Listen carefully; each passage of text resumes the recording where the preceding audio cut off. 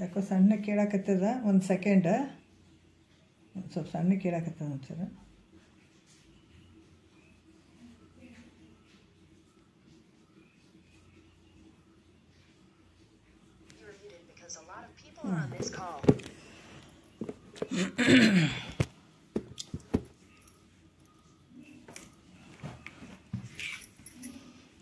ಓ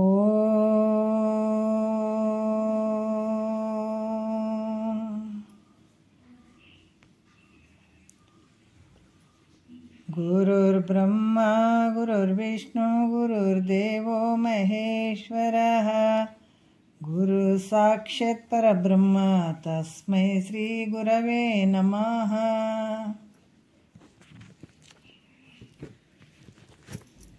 ಧ್ಯಾನ ಮೂಲ ಗುರುಮೂರ್ತಿ ಪೂಜ್ಯ ಮೂಲ ಗುರುಪಾದ ಮಂತ್ರ ಮೂಲ ಗುರುವಾಕ್ಯ ಮುಕ್ತಿ ಮೂಲ ಗುರುಕೃಪಃ.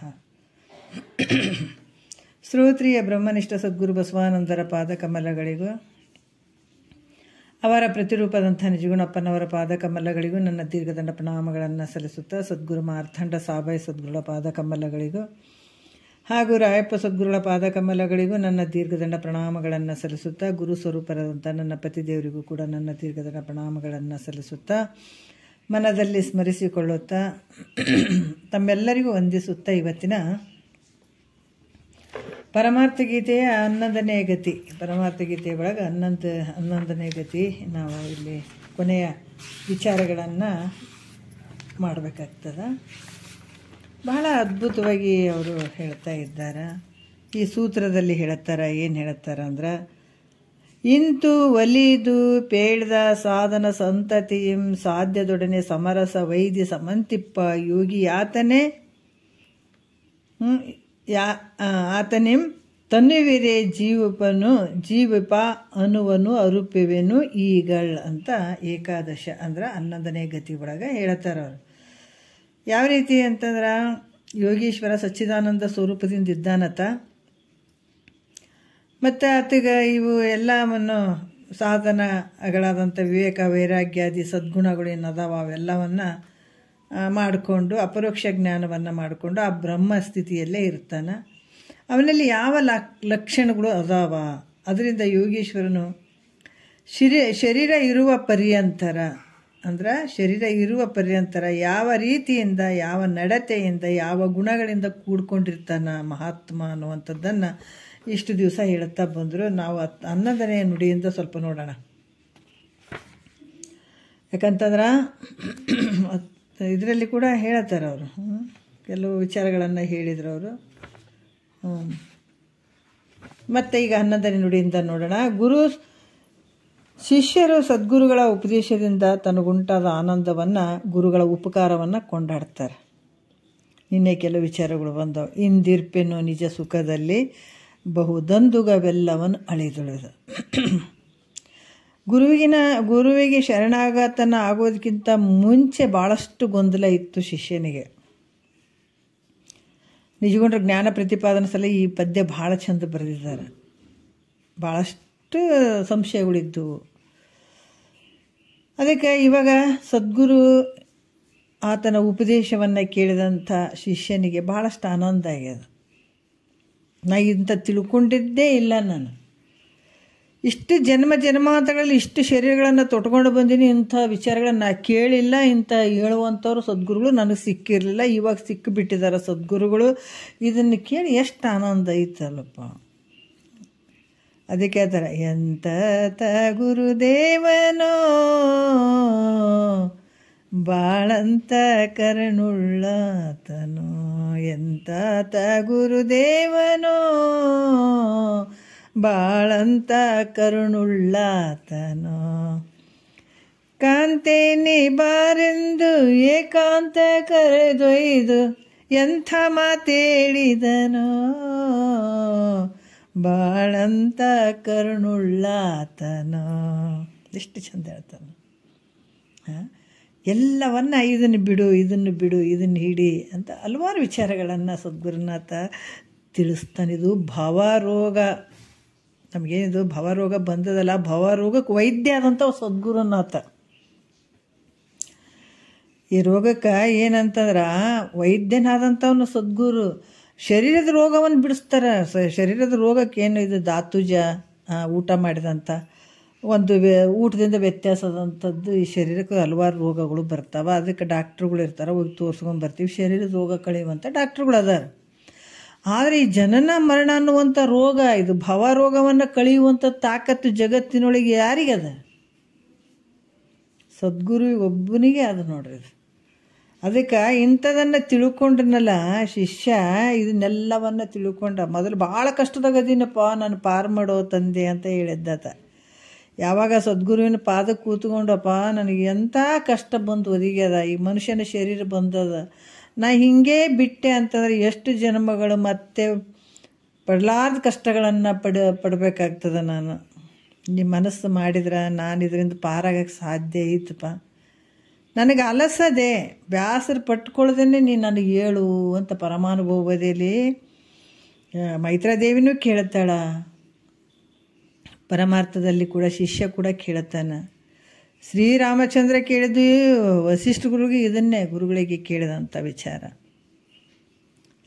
ಇದರಿಂದ ನನಗೆ ಪಾರು ಮಾಡು ಅನ್ನುವಂಥದ್ದು ಅಂಥ ಒಂದು ಭ್ರಮೆ ನೋಡ್ರಿ, ಎಷ್ಟು ಒಂದು ದೊಡ್ಡ ಭ್ರಮೆ.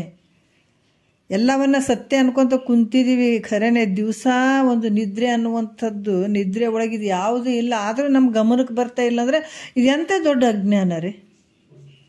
ನಿದ್ರೆ ಒಳಗೆ ಯಾರಿಲ್ಲ. ಅದಕ್ಕೆ ಶಾಂಪಲ್ ಕೊಟ್ಟಿದ್ದಾನೆ ಬ್ರಹ್ಮಾನಂದ ಅಂದ್ರೆ ಹೆಂಗಿರ್ತದೆ ಅಂಥೇಳಿ. ರೊಕ್ಕ ರೂಪಾಯಿ ಇಷ್ಟು ಹಿಡ್ಕೊಂಡು ಕುಂತ, ಆಸ್ತಿ ಸಂಪತ್ತು ಹಿಡ್ಕೊಂಡು ಕುಂತಾಗ ಆನಂದ ಆಗ್ಯದ ಅಂತ ಹೇಳ್ಯಾರ ಅವರು. ನಮ್ಮ ಅನುಭವಕ್ಕೂ ಬರ್ತದೇನೋ ಆನಂದ ಅಂಥೇಳಿ. ಅದಕ್ಕೆ ಗುರು ಮುಖಾಂತರ ಕೇಳುವಂಥದ್ದನ್ನು ಅದನ್ನು ನಾವು ಮನನ ಮಾಡುವಂಥದ್ದು ಮಾಡಬೇಕಾಗ್ತದೆ. ನಿದ್ರೆ ದೃಷ್ಟಾಂತ ತಗೊಂಡಾಗ ಅಲ್ಲಿ ಏನೈತೆ? ಆಸ್ತಿ ಅದ, ರೊಕ್ಕ ಅದ, ರೂಪಾಯಿ ಅದ, ನಿನ್ನ ಶರೀರ ಅದ, ಶರೀರಕ್ಕೆ ಬರುವಂಥ ನೋವುಗಳದಾವ. ಇಲ್ರಿ ಭಾಳ ಚಂದ ನಿದ್ದೆ ಆಯ್ತು ರೀ ನನಗೆ, ಎಷ್ಟು ಚಂದ ನಿದ್ದೆ, ಯಾವ ನೋವೇ ಕಂಡು ಬರಲಿಲ್ಲ ನೋಡ್ರಿ ಅಂತೀವಿ, ಹೌದಿಲ್ಲ ಒಂದೊಂದು ಸಲ. ಯಾಕಂದರೆ ನೋವು ಸುಖನೂ ಇಲ್ಲ, ದುಃಖನೂ ಇಲ್ಲ ಅಲ್ಲಿ ನಿದ್ರೆ ಒಳಗೆ. ನಿನ್ನ ಶರೀರನೂ ಇಲ್ಲ, ಹೆಂಡತಿ ಮಕ್ಕಳನ್ನೇ ನನ್ನ ಸಂಸಾರ, ಅದೇ ನನ್ನ ಜೀವನ, ಅವ್ರನ್ನ ಕಂಡ್ರೆ ಸಮಾಧಾನ ಆಗ್ತದೆ ಅನ್ನೋರು ಅವ್ರು ಎಲ್ಲಿ ಹೋಗಿರ್ತಾರೆ? ದಿನಾ ನಿದ್ರೆ ಒಳಗೆ ಇರೋದೇ ಇಲ್ಲ ಅವರು. ಆದರೂ ಕೂಡ ಗಟ್ಟಿಯಾಗಿ ಹಿಡ್ಕೊಂಡು ಕೂತ್ಬಿಟ್ಟಿದ್ದೀವಲ್ಲ ನಿದ್ರೆ ಒಳಗೆ. ಯಾರಿದ್ದಾರಲ್ಲಿ? ಆದರೂ ಕೂಡ ನಾವು ಅದನ್ನು ಗಟ್ಟಿಯಾಗಿ ಹಿಡ್ಕೊಂಡು ಕುಂತಿದ್ದೀವಿ. ಅದಕ್ಕೆ ಮಹಾತ್ಮರು ಹೇಳ್ತಾರೆ, ಯಾವುದು ನಿಂದಲ್ಲ. ಇದನ್ನು ತಿಳ್ಕೊಳ್ಬೇಕಾದಂಥದ್ದು ಭಾಳ ವಿಶೇಷವಾದಂಥದ್ದಪ್ಪ ಅಂತ ಆ ಶಿಷ್ಯನ ದುಃಖವನ್ನು ನೋಡಿ ಗುರುಗಳು ಹೇಳ್ತಾರಲ್ಲ, ಅವಾಗ ಭಾಳ ಆನಂದ ಆಗ್ಯದ. ಯಾಕೆ ಎಲ್ಲವನ್ನ ಹಿಡ್ಕೊಂಡು ಬಿಟ್ಟಿದ್ದೆ, ಹಿಡ್ಕೊಂಡು ಭಾಳ ದುಃಖದಾಗ ಬಿದ್ದು ಬಿಟ್ಟಿದ್ದೆ ಅಪ್ಪ. ಇವಾಗ ನನಗೆ ಹೆಂಗಾಗ್ಯದ, ಇಂದಿರ್ಪೇನೋ ನಿಜ ಸುಖದಲ್ಲಿ ಬಹುದೊಂದುಗವೆಲ್ಲವನ್ನು ಅಳಿದುಳಿದು. ಇವಾಗ ಏನು ಎಲ್ಲ ಇರದೇ ಇರುವಂಥದ್ದು, ಅದನ್ನಂದು ಇದನ್ನೊಂದು ಅಂತ ನಾನು ಕೂತ್ಕೊಂಡು ಭಾಳ ಗದ್ದಲಕ್ಕೆ ಬಿದ್ದಿದ್ನಪ್ಪ. ಇವಾಗ ನಿಮ್ಮಿಂದ ಗೊತ್ತಾಯಿತು ಇದೆಲ್ಲ ಸುಳ್ಳದ, ಇದರಿಂದ ಯಾವುದರಿಂದ ಸುಖ ಇಲ್ಲಂತ ಇವಾಗ ನನಗೆ ಗೊತ್ತಾಗ್ಯದ. ಅದಕ್ಕೆ ಇವು ಭಾಳ ಆನಂದದಿಂದ ಕೊಂಡಾಡ್ತಾ ಇದ್ದಾನ ಸದ್ಗುರುನಾಥಗೆ. ಇದು 11ನೇ ನುಡಿಯಲ್ಲಿ ಹೇಳ್ತಾರೆ. ಈಗ ಯಾವ ರೀತಿ ಹೇಳ್ತಾರಂದ್ರೆ, ಶಿಷ್ಯರು ಸದ್ಗುರುಗಳ ಉಪದೇಶದಿಂದ ತನಗುಂಟಾದ ಆನಂದವನ್ನು, ಗುರುಗಳ ಉಪಕಾರವನ್ನು ಕೊಂಡಾಡುತ್ತಾ, ಉಪಕಾರವನ್ನು ಕೊಂಡಾಡುತ್ತಾ, ಉಪಚಾರವಿಲ್ಲೆಂದು ಗುರುದಕ್ಷಿಣೆಯನ್ನು ಒಪ್ಪಿಸ್ತಾನೆ. ಗುರುದಕ್ಷಿಣೆ ಏನು ಅಂತ ಒಪ್ಪಿಸ್ತಾನೆ. ಅದಕ್ಕೆ ಹೇಳ್ತಾರಲ್ಲ, ವರ ಮುನಿಪತಿ ನಿನ್ನ ಚರಣ ಪಂಕುರು ಹಾಕಿ ಶರಣೆಂಬುದಲ್ಲದೆ ಪೆರೆತೇನು ಅಂತ ಹೇಳಿದಾಳ ಮೈತ್ರಾದೇವಿ. ಏನು ಹೇಳ್ತಾಳ? ವರ ಮುನಿಪತಿ ನಿನ್ನ, ನೀ ಇಷ್ಟು ಹೇಳ್ತೀಯಲ್ಲ, ನಿನಗೆ ನಾವು ಏನು ಕೊಡೋಕ್ಕೆ ಸಾಧ್ಯ ಐತೇಳಿ. ಶರಣು ಅನ್ನೋದೊಂದು ಬಿಟ್ಟರೆ ನಿನಗೆ ಏನು ಕೊಡೋಕ್ಕೆ ಸಾಧ್ಯ ಇಲ್ಲಪ್ಪ ಗುರುದೇವ ಅಂತ ಶಿಷ್ಯ ಕೊಂಡಾಡ್ತಾ ಇದ್ದಾನಿಲ್ಲಿ. ಈ ಪರಿಯೋಳು 11ನೇ ನುಡಿಯಲ್ಲಿ, ಈ ಪರಿಯೋಳು ತಿಳುಪಿದ ಗುರುವರನ ಶ್ರೀಪಾದಕ್ಕೆ ನಮಿಸಿ ಪರತನ ಭಿನ್ನಯಿಸಿದ ನುಸಿಗೆಯೋಳು ಆ ಸುತನು ತನ್ನ ನಿಜ ಸ್ಥಿತಿಯೋಳು ಸಂಗತನು ಗುರುವರನು ಈತನ ಗೊಲವಿಂದ ಪರಮಾರ್ಥವ ನರುಪಿದ ಕಥದಿಂದ ಭವಸಾಗರಂ ದಾಟಿದೆ ನಿಂತು ಸಂಪದ ಸಮನಿಸಿತೆನಗಿಂತು ಅದು ವಾಗ್ಮನ ಸಾತೀತವೆಯಾಗಿ ಅದು ನಿನ್ನಿಂ ಶ್ರೀ ಪಾದುಕೆಯಾಗಿ ಬೇರುಪಚಾರಂ ನಿನಗೊಂದಿಲ್ಲ ಬೇರೆನ್ನ ಉಸರಲಿಂಬಿಲ್ಲ ಅಂತ ಅನ್ನುವಂಥ ವಿಚಾರವನ್ನು ಇಲ್ಲಿ ಹೇಳ್ತಾ ಇದ್ದಾರೆ. ಶಿಷ್ಯ ಕೊಂಡಾಡ್ತಾ ಇದ್ದಾನ, ಈ ಪರಿಯೋಳು ಸದ್ಗುರುನಾಥ ನೀ ನನಗೆ ತಿಳಿಸಿದಿ. ಅದಕ್ಕೆ ಮಹಾತ್ಮರು ಭಾಳ ಚಂದ ಹೇಳ್ತಾರ, ಗುರುಗಳನ್ನು ನೋಡಿಕೊಂಡು ಒಬ್ಬ ಶಿಷ್ಯನ ಒಂದು ಮದುವೆ ಆಗ್ಬೇಕಾದ್ರೆ ಗಂಡ ಎಂಥವಿರ್ಬೇಕಂತ ವಿಚಾರ ಮಾಡ್ತಿರಲ್ಲ. ಯಾಕಂದ್ರೆ ಯಾಕೆ ಗಂಡ ಚಂದ ಇರ್ಬೇಕಂದ್ರೆ ಸಂಸಾರ ಚಂದ ಮಾಡ್ತಾರೆ, ಚಂದ ಮಾಡ್ಕೊಂಡು ಹೋಗ್ತಾರೆ ಅನ್ನುವಂಥ ಭಾವದಲ್ಲಿ ಅಲ್ಲಿ ನೋಡ್ತೀವಿ. ಯಾವುದೇ ಒಂದು ವಿಚಾರಕ್ಕನ್ನು ವಿಚಾರ ಮಾಡುವಂಥದ್ದು. ಆದರೆ ಶ್ರೋತ್ರಿಯ ಬ್ರಹ್ಮನಿಷ್ಠ ಸದ್ಗುರುವನ್ನು ನೋಡಿಕೊಂಡು ಅಂಥ ಗುರುವನ್ನು ಸ್ವೀಕಾರ ಮಾಡ್ಕೊಂಡು ಇಂಥವನ್ನು ನೀವು ಪಡ್ಕೊಳ್ಬೇಕಾದಂಥದ್ದು ಮುಖ್ಯ. ಅದು ಯಾರಿಂದ ಇದು ಗೊತ್ತಾಗ್ತದೆ ಅಂದರೆ ವಿಹಿತ ಗುರುವಿನಿಂದ ಮಾತ್ರ ಗೊತ್ತಾಗ್ತದೆ. ಅವ್ರ ಪಾದ ಕಮಲಗಳಿಗೆ ನಮಸ್ಕಾರ ಮಾಡಿ, ಇದು ಬಹಳಷ್ಟು ಉತ್ಕೃಷ್ಟವಾದಂಥದ್ದು, ಶ್ರೇಷ್ಠವಾದಂಥದ್ದು. ನನ್ನ ನಿಜ ಸ್ಥಿತಿಗಳು ಅಂದರೆ ನಿಜ ಸ್ವರೂಪದಲ್ಲಿ ನಾನು ಇದ್ದೀನಿ. ಇವಾಗ ಶಿಷ್ಯನು ಪ್ರೀತಿಯಿಂದ ಪ್ರಾರ್ಥನೆ ಮಾಡ್ತಾನೆ, ಗುರು ಶ್ರೇಷ್ಠನೇ, ಗುರುಗಳಲ್ಲಿ ಶ್ರೇಷ್ಠವಾದಂತಹ ಗುರುವರನೇ ನೀನು ನನಗೆ ಒಲವಿನಿಂದ ಪ್ರೀತಿಯಿಂದ ಪರತತ್ವವನ್ನು ತಿಳಿಸಿದೆ. ನನಗೆ ಹೆಂಗೆ ತಿಳಿಸಿದೆ? ಭಾಳಷ್ಟು ಪ್ರೀತಿಯಿಂದ ತಿಳಿಸಿದೆಯಪ್ಪ ನೀನು ನನಗೆ. ಆ ಕಾರಣದಿಂದ ಸಂಸಾರ ಸಮುದ್ರವನ್ನು ನಾನು ದಾಟಿದ್ದೀನಿ. ಈಗ ನನಗಿವಾಗ ದುಃಖ, ನನಗೆ ಹುಟ್ಟು ಅನ್ನುವಂಥದ್ದಾಗಿರಲಿ, ಸಾವು ಅನ್ನುವಂಥದ್ದಾಗಲಿ ನನಗೇನು ಕಂಡು ಬರೋಲ್ಲ. ಯಾಕಂದ್ರೆ ನನ್ನ ಸ್ವರೂಪನೇ ಐತಿ ಎಲ್ಲನೂ. ಯಾವುದು ದೃಶ್ಯವಾಗಿ ಅರಿಸಿಕೊಳ್ತದ ಅದೆಲ್ಲ ನಾಶ ಆಗ್ತದ. ಅದನ್ನು ತಿಳಿಯುವಂಥವು ನೀನು ಮಾತ್ರ ಯಾವತ್ತೂ ಸತ್ಯ, ಆ ಸ್ವರೂಪನೇ ನೀನಂತ ನನಗೆ ಹೇಳಿಬಿಟ್ಟಿದ್ದೀರಿ. ನಾನು ಒಂದಲ್ಲ ಎರಡಲ್ಲ ಎಲ್ಲನೂ ಇರದೇ ಇರುವಂಥದ್ದು ನಾನು ಎಲ್ಲ ಆರೋಪ ಮಾಡಿಕೊಂಡು ನನಗೆ ದುಃಖದಿಂದ ಕೂತ್ಕೊಂಡಿದ್ದೆ ನಾನು. ಇವಾಗ ನೀವು ಪರಬ್ರಹ್ಮ ತತ್ವವನ್ನು ಅರಿಪಿದ್ರಿ, ನಾನು ತಿಳಿಸಿದ್ರಿ ನೀವು. ಈ ಕಾರಣದಿಂದ ಸಂಸಾರ ಸಮುದ್ರ ಇದು. ಈ ಸಮುದ್ರ ನೋಡ್ರಿ, ಇಲ್ಲಿ ಗುರುನಾಥನ ಪಾದಕ್ಕೆ ನಾವು ಶರಣಾಗತಿಯಾಗಿ ಕೇಳದೇ ಇದ್ದಾಗ ಈ ಸಮುದ್ರವನ್ನು ದಾಟಕ್ಕಾಗಂಗಿಲ್ಲ. ಎಲ್ಲರೂ ಕಾಲು ಬಿಡ್ದು ಸತ್ಕೊಂಡು ಹೋಗಾರೆ ಮಧ್ಯೆನೇ. ಏನು 84 ಲಕ್ಷ ಜೀವರಾಶಿಯಿಂದ ಹೇಳ್ತಾರಲ್ಲ, ಪಾಪಾನುಗುಣ ಇದು ಏನು ಧರೆಯನ್ನೆಲ್ಲವನ್ನು ಸಣ್ಣಿಸಿ ಧೂಳಿ ಮಾಡಲ್, ಪರಮಾಣುಗಳನ್ನು ತೆನಿತು ದೇಹವನ್ನು ಧರಿಸಿ ತೊಂದೊಂದು ಜೀವರ ಬಸರೋಳು ಬಂದು ಮರಳಿ ನೀನತ್ತ ತಿರುಗದಂತೆ ರಚಿಸದೆ ಸುಮ್ಮನೆ ಕಾಲವನ್ನು ಕಳೆದು ಸಾವುದು ಚಿತ್ತವೇ ಅಂತ ಎಷ್ಟು ಅದ್ಭುತವಾಗಿ ಹೇಳುತ್ತಾರೆ ಮಹಾತ್ಮರು. ಅಪ್ಪ, ನಾವು ಹುಟ್ಟದೇ ಇರುವಂಥ ಮತ್ತು ಈ ಶರೀರ ತೊಗೊಂಡು ಬರದೇ ಇರುವಂಥ ಶರೀರಗಳೇ ಇಲ್ಲ, ಎಲ್ಲ ಶರೀರಗಳನ್ನು ತೊಗೊಂಡು ಬಂದಿದ್ದೀನಿ. ಎಷ್ಟು ಜನ್ಮಗಳು ಬಂದಿದ್ದೀನಿ, ಅದು ಲೆಕ್ಕನೇ ಇಲ್ಲ. ನಾವು ಹುಟ್ಟಿನಿಂದ ಸಾಯೋರಿಗೆ ಎಷ್ಟು ಬಟ್ಟೆ ಹಾಕಿವಂತ ನಮಗೆ ನೆನಪದನ? ಏನಾದ್ರು ಲಿಸ್ಟ್ ಅದನ? ಇಲ್ಲಲ್ಲ. ಅದ್ರಂಗ ಎಷ್ಟು ಜನ್ಮಗಳನ್ನು ತೊಟ್ಕೊಂಡು ಬಂದಿದ್ದೀನಿ, ಲೆಕ್ಕನೇ ಇಲ್ಲ. ಯಾವುದೋ ಒಂದು ಪುಣ್ಯದ ಫಲದಿಂದ ಈ ಶರೀರ ಬಂದುಬಿಟ್ಟದಲ್ಲ, ಮತ್ತು ಈಗ ಬಂದದ, ನೀನು ಸಿಕ್ಕಿಬಿಟ್ಟಿದಿ. ಇವಾಗ ನಿಮ್ಮ ಕರುಣೆಯಿಂದ, ನಿಮ್ಮ ಪ್ರೀತಿಯಿಂದ, ನಿಮ್ಮ ಒಲುಮೆಯಿಂದ ಈ ಭವಸಾಗರ ಸಮುದ್ರವನ್ನು ನಾನು ದಾಟಿದೆ, ಪಾರಾದೆ. ಯಾಕಂದರೆ ಸದ್ಗುರು ಹಂಗನೇ ಇರಬೇಕು. ಎನ್ನಯ್ಯ ಗುರು ತಂದೆ ತನ್ನಂತೆ ಮಾಡಿದನು ಇನ್ಯಾರ ಗೊಡುವೆಯನೆಗೆ. ಭಾಳಷ್ಟು ಜನ ನಮ್ಮಂಗೆ ಶಿಷ್ಯರಾಗಬಾರ್ದು ಅಂತಾರೆ ಗುರುಗಳು. ಯಾಕಂದ್ರೆ ಎಲ್ಲ ತಿಳ್ಕೊಂಬಿಟ್ರೆ ಅಂದ್ರೆ ನಮ್ಮಂಗಾಗಿ ಬಿಡ್ತಾರೆ ಅವರು, ಎಲ್ಲ ಗೊತ್ತಾಗಿಬಿಡ್ತದೆ ಅನ್ನುವಂಥ ವಿಚಾರದಲ್ಲಿ ಕೂಡ ಗುರುಗಳು ಇರ್ತಾರೆ. ಒಬ್ಬೊಬ್ಬರು ಎಲ್ಲೋ ಒಬ್ಬ ನೋಡ್ರಿ. ಅದಕ್ಕೆ ಇವತ್ತು ನಾವು ಈ ಶರಣ ಬಸವೇಶ್ವರ ಗುರು ಶಿಷ್ಯರು ಒಂದೇ ಭಾಗದಾಗ ಕೂತ್ಕೊಂಡಿದ್ದಾರಲ್ಲ. ಯಾಕೆ ಗುರು ಶಿಷ್ಯ ಮೇಲ್ಮಟ್ಟಕ್ಕೆ ಹೋದಾಗ ಗುರು ಬೇರೆಲ್ಲ, ಶಿಷ್ಯ ಬೇರೆಲ್ಲ. ಅರಿವಿನ ಸ್ವರೂಪಕ್ಕೆ ಹೋದಾಗ ಗುರು ಉಪಾದಿಯಿಂದ ಗುರು ಶಿಷ್ಯ ಶರೀರ ದೃಷ್ಟಿಯಿಂದ ಭಿನ್ನ ಇರ್ತದೆ. ಆದರೆ ಅರಿವಿನ ಸ್ವರೂಪದಲ್ಲಿ ಇಬ್ಬರು ಒಂದೇ ಆಗಿಬಿಡ್ತಾರಲ್ಲಿ. ಯಾವಾಗ ಒಂದು ನದಿ ಹೋಗಿ ಸಮುದ್ರಕ್ಕೆ ಸೇರಿದಾಗ ನದಿ ಅಂತ ಕಂಡಿಡಿಯೋಕ್ಕಾಗ್ತದೇನೋ, ಎಲ್ಲ ಒಂದೇ ಆಗಿಬಿಡ್ತಲ್ಲ. ಹಂಗೆ ಇಲ್ಲಿ ಕೂಡ ಈ ಸದ್ಗುರುನಾಥ ಹೇಳಿದ ನಂತರ ಇಂಥ ಒಂದು ಸಂಸಾರ ಸಮುದ್ರವನ್ನು ದಾಟಿದ್ನಪ್ಪ ನನಗೆ. ಮತ್ತು ಇನ್ನೂ ಅದೇ ನಾನು ಹೇಳಿದ್ದೀನಿ ಈಗ ಕೆಲವು ಸಲ, ಎನ್ನಯ್ಯ ಗುರು ತಂದೆ ಎಂತೆಂಥ ಗುರುಗಳು ಸಿಕ್ಕಿಬಿಟ್ರೆ ಭಾಳ ಅವ್ರಿಗೆ ಅಭ್ಯಾಸ ಏನು ಇರಲಾರ್ದು ಕೂಡ ಕಲಿಸಿಬಿಡ್ತಾರೆ ಅವರು. ಕುಡಿಯೋದು, ತಿನ್ನೋದು, ಎಲ್ಲಿ ಬೇಕು ಅಲ್ಲೇ ಬೀಳೋದು ಅಂಥವು ಕೂಡ ಮಾಡ್ತಾರೆ. ಎಷ್ಟೋ ಜನ ಸಂಸಾರ ಹಾಳಾಗಿದ್ದಾವೆ ಅಂಥ ಗುರುಗಳನ್ನ ಅದಾರ. ಚಲೋ ಇರ್ತಾರ ಗುರುಗಳು ಸಿಕ್ಕಾರ ಅಂದಾಗ. ಮತ್ತು ಗುರುಗಳು ಅಂದಗಳನ್ನೇ ಮತ್ತು ಯಾರೇ ಆಗಲಿ ಗುರುಗಳು ಹೇಳ್ದಂಗೆ ಕೇಳಬೇಕ್ರಿ, ಗುರುಗಳು ಮಾತು ಮೀರಬಾರ್ದ್ರೆ ಅಂತ ಇರ್ತಾವಲ್ಲ, ಅಲ್ಲಿಗೆ ತಂದು ಹಚ್ಚಿಬಿಡ್ತಾರೆ ಅಂಥ ಗುರುಗಳಿಗೆ. ಅದು ಎಂಥ ಗುರುಗಳ ಹತ್ರ ಅಂತ ಬರೋಂಗಿಲ್ಲ, ಗೊತ್ತಾಗಂಗಿಲ್ಲ ಅದು. ಎಂತೆಂಥ ಗುರುಗಳನ್ನು ನಂಬೋದು ಇಡೀ ಸಂಸಾರಗಳು ಹಾಳಾಗಿದ್ದಾವೆ. ನಾನು ಒಂದು 2-3 ನೋಡಿದ್ದೀನಿ. ನಾನು ಸಂಸಾರಗಳೇ ಹಾಳಾಗಿಬಿಟ್ಟು ಯಾವಾಗ ಗುರುವಿನ ಹತ್ರ ಹೋದಾಗ. ಅದು ಎಂಥ ಗುರುಗಳು ಅಂತ ನಾವು ವಿಚಾರ ಮಾಡಬೇಕು. ಅದಕ್ಕೆ ಶ್ರೋತ್ರಿಯ ಬ್ರಹ್ಮನಿಷ್ಠ ಸದ್ಗುರುಗಳನ್ನು ಮಾಡಿ ನಾವು ಪಡ್ಕೊಳ್ಬೇಕು. ಆತನ ವಾಕ್ಯಗಳನ್ನು ನಾವು ಸ್ವೀಕಾರ ಮಾಡಬೇಕು ಅನ್ನುವಂಥದ್ದು. ಅದಕ್ಕೆ ಆಗಿನ ಕಾಲದಾಗ ಇದ್ದಾರಂತಲೇ ನಿಜಗುಂಡ್ರೆ 6 ಮಂದಿ ಗುರುಗಳನ್ನು ಬರ್ಕೊಂಡು ಬಂದಿದ್ದಾರೆ. 6 ತೆರೆದ ಭಾವಕರಿಗೆ ಅನುಗುಣವಾಗಿ ತೋರುವ ಗುರುಕುಲದಿರುವ ನಿಂತು ಒಲಿದು ಪೇಳುವೆನು ಅಂತ ಹೇಳ್ತಾರೆ ಅವರು. 6 ರೀತಿಯಿಂದ ಗುರುಗಳು ಅದಾರಪ್ಪ, ಅದ್ರಾಗ ನೋಡಿ ನೀವು ಮಾಡ್ಕೊಳ್ಬೇಕಾಗ್ತದ ಅನ್ನುವಂಥ ವಿಚಾರವನ್ನು ಅಲ್ಲಿ ಹೇಳ್ತಾರೆ ಅವರು.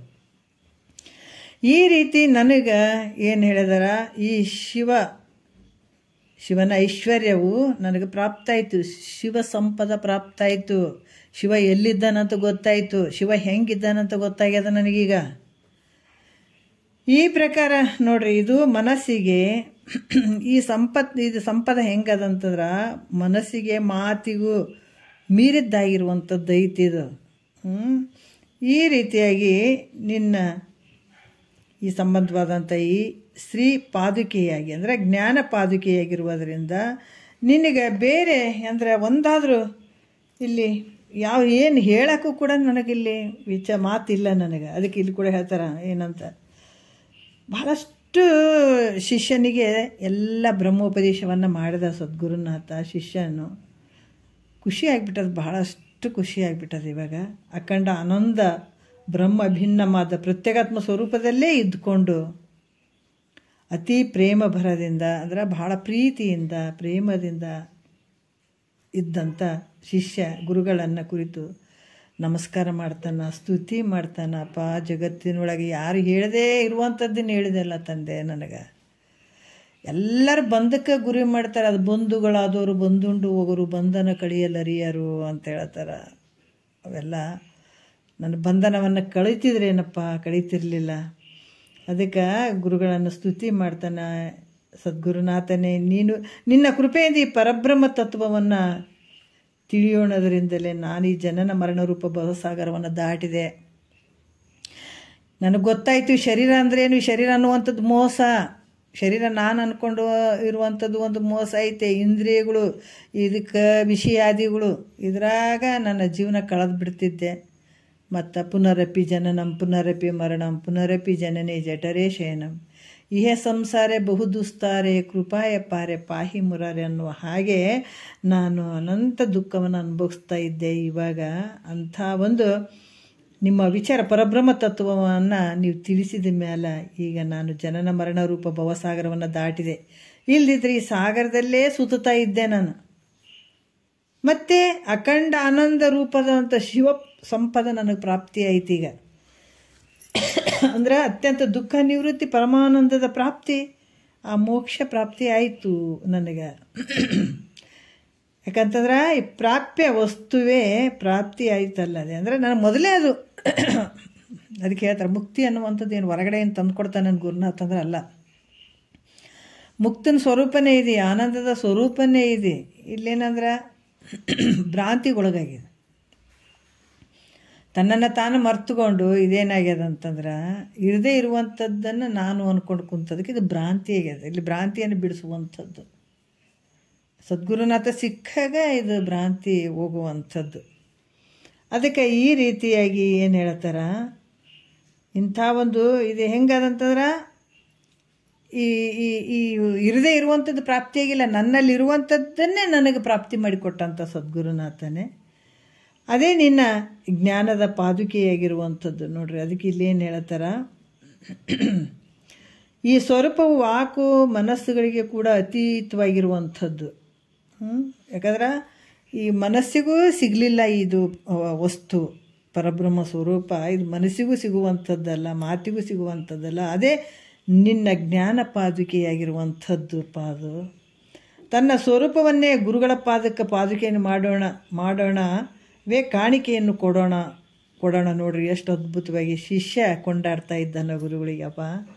ಈಗ ನನ್ನ ಸ್ವರೂಪವನ್ನು ತಿಳಿಸಿದ್ರಲ್ಲ, ನನಗೆ ನಿನ್ನ ಸ್ವರೂಪ ಹಿಂಗೈತೆ ಅಂತ ತಿಳಿಸಿದ್ರಲ್ಲ, ಆ ಸ್ವರೂಪ ಹೆಂಗಂದ್ರೆ ನಿನ್ನ ಜ್ಞಾನದ ಪಾದುಕೆಗಳಪ್ಪ. ನನ್ನಲ್ಲಿ ತೋರಿದಂಥ ಅರಿವು ಹೆಂಗದ ನಿನ್ನ ಪಾದುಕೆ ಅದು. ಅಂದ್ರೆ ತನ್ನ ಸ್ವರೂಪವನ್ನೇ ಗುರುಗಳ ಪಾದುಕೆಯನ್ನಾಗಿ ಮಾಡಿ, ಇದೇ ನನ್ನ ಕಾಣಿಕೆ ಅಂತ ನೋಡ್ರಿ ಶಿಷ್ಯ. ಅಂತ ಒಂದು ಅದ್ಭುತವಾಗಿ ಹೇಳುತ್ತಾನೆ. ಇದೇ ಕಾಣಿಕೆಯನ್ನು ಕೊಡೋಣ ಅಂದರೆ ಈ ರೀತಿ ಭಾವನೆಯನ್ನು ಮಾಡಿದರೂ ಕೂಡ ಉಪಕಾರ ತೀರಲಿಲ್ಲ ಅನ್ನುವಂಥರ ಎಷ್ಟು ನೋಡು. ಅದಕ್ಕೆ ಗುರುವಿಗೆ ಇಂಥ ಒಂದು ದುಃಖವನ್ನು ನಿವೃತ್ತಿ ಮಾಡ್ತಾನಲ್ಲ, ಪರಮಾನಂದದ ಪ್ರಾಪ್ತಿ ಮಾಡ್ತಾನಲ್ಲ, ಏನು ಕೊಟ್ಟರೆ ಆತಗೆ ಇದು ಋಣ ಮುಟ್ತದೆ. ಎಟ್ಲೀಸ್ಟ್ ನನಗೆ ಈಗ ಯಾಕಂದ್ರೆ ಜಗತ್ತಿನೊಳಗೆ ಏನಾರು ಸಾಮಾನು ಕೊಡ್ಬೇಕಾ, ವಸ್ತು ಕೊಡ್ಬೇಕಾ, ಏನು ಕೊಡ್ಬೇಕು, ಎಲ್ಲವನ್ನ ತೃಣ ಸಮ ಅಂತ, ಜಗತ್ತೇ ತೃಣ ಸಮ ಅಂತ ತಿಳ್ಕೊಂಡಾಗ ನಾ ಏನು ಕೊಟ್ಟು ಮುಟ್ಸೋಕ್ಕಾಗ್ತದೆ? ನನ್ನ ಸ್ವರೂಪನೇ ನಿನ್ನ ಪಾದುಕೆಯಾಗಿ ಕೊಟ್ಟರೂ ಕೂಡ ನಿನ್ನ ಋಣ ಮುಟ್ಟಂಗಿಲ್ಲ ಅನ್ನುವಂಥ ಭಾವ ಹೇಳ್ತಾರೆ ಅವರು. ಕಾಣಿಕೆಯನ್ನು ಕೊಡೋಣ ಅಂದ್ರೆ ಈ ರೀತಿ ಭಾವನೆಯನ್ನು ಮಾಡಿದರೂ ಕೂಡ ಉಪಕಾರ ತೀರಲಿಲ್ಲ ಅನ್ನುವಂಥ ಭಾವ ಗುರುವಿನ ಋಣ ಅಷ್ಟೊಂದು ಇರ್ತದೆ. ಆದ್ದರಿಂದ ಬೇರೆ ಉಪಚಾರಗಳು ಯಾವೂ ಇಲ್ಲ ಬೇರೆ. ಅದಕ್ಕೆ ಮೈತ್ರೇದೇವಿ ಕೂಡ ಹೇಳದ, ವರ ಮುನಿಪತಿ ನಿನ್ನ ಚರಣ ಪಂಕುರಕ್ಕೆ ಶರಣೆಂಬುದೆಲ್ಲ ಬೆರೆತೇನೆ. ಈ ಶರಣ ಅನ್ನೋದೊಂದು ಬಿಟ್ಟರೆ ನಾನು ಏನು ಹೇಳು ಯಪ್ಪ ನಿನಗೆ, ಇಂಥದನ್ನು ನನಗೆ ತಿಳಿಸಿಕೊಟ್ಟಿರಿ ಅಂತಂದಾಗ ಶರಣ ಅನ್ನೋದೊಂದು ಬಿಟ್ಟರೆ ಬೇರೆ ಏನು ಹೇಳೋಕ್ಕಾಗಲ್ಲ ಅಂತ ಹೇಳುವಂಥದ್ದು. ಈ ವಿಷಯದಲ್ಲಿ ವಾಕು ಮನಸ್ಸುಗಳ ಪ್ರವೃತ್ತಿ ಆದ್ದರಿಂದ ಏನಂತ ನುಡಿಲಿಕ್ಕೆ ಬರುವುದಿಲ್ಲ ಅಂತ ಹೇಳ್ತಾರೆ. ಯಾಕಂದ್ರೆ ಇದು ಏನಂತ ಹೇಳಕ್ಕೆ ಬರದೇ ಇರುವಂಥದ್ದು ಐತು ಅಂತ ಹೇಳಿ ಶಿಷ್ಯ ಪ್ರಶಿಷ್ಯ ಸಂಪ್ರದಾಯವನ್ನು ತೋರಿಸೋದಕ್ಕಾಗಿ ಶಿಷ್ಯನಲ್ಲಿದ್ದ ಜ್ಞಾನದಲ್ಲಾದರೂ ಕೂಡ ಮೋಕ್ಷೋಪಾಯಗಳಲ್ಲಿ ಉಂಟಂತ ಹೇಳ್ತಾರೆ. ಈಗಿನ ಮುಂದಿನ ವಿಚಾರ ಹೇಳ್ತಾರೆ. ಶ್ರೀ ಗುರು ಪೇಳದ ಮಹಾವಿದ್ಯೆಯಳು ಮಹಾವಿದ್ಯೆಯಳು ರಾಗಿಪ ಶಿಷ್ಯನು ಬೋಧಾಬ್ದಿಯಳು ಕೈವಲ್ಯೋಪಾದಿಕ ಮಿರ್ಕು ಸೇವಿತ ಸುಜನರ್ಗ ಮರತ್ತೆ ಬರ್ಕು ಅಂತ ಹೇಳ್ತಾರೆ. ಏನು ಹೇಳ್ತಾರೆ? ಬರ್ಕು ಅಂದರೆ ಬರುವಂಥದ್ದು.